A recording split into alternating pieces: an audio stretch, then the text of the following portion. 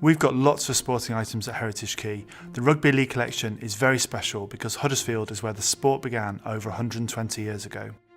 Today, it's played all over the world. The person who owned this rugby cap played an important part in the founding of Rugby League. His name was Henry Hurst Waller. He played for Brighouse Rangers over 135 years ago. Let's take a closer look at it. When do you think this rugby cap would have been worn? These letters, BRFC, stand for Brighouse Rangers Football Club. It doesn't offer any protection. It's made of velvet and the tassel wouldn't last long in a match. It looks a bit like an old-fashioned schoolboy's cap. What do you think its purpose was?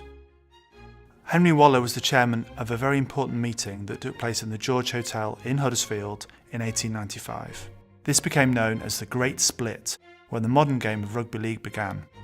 Can you find out why I used the words football and rugby to describe the sport? What can you discover about the reasons behind the Great Split?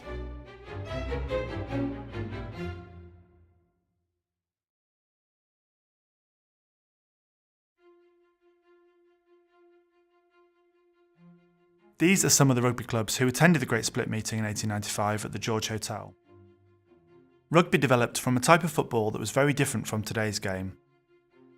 There were no rules to speak of, no limit on team size, and there wasn't even a proper pitch.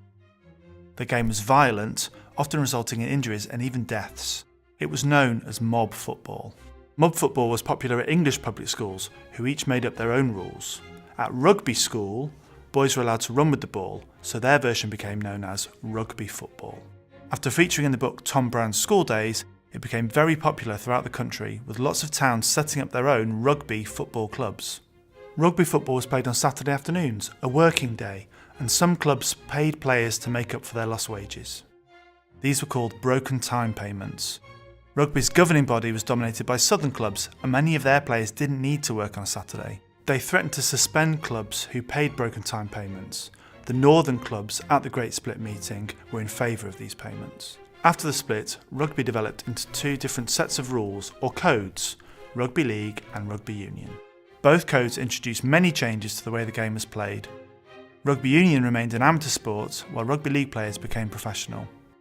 Rugby Union players remained unpaid until August 1995, 99 years and 364 days after the Great Split meeting, chaired by Henry Hurst Waller.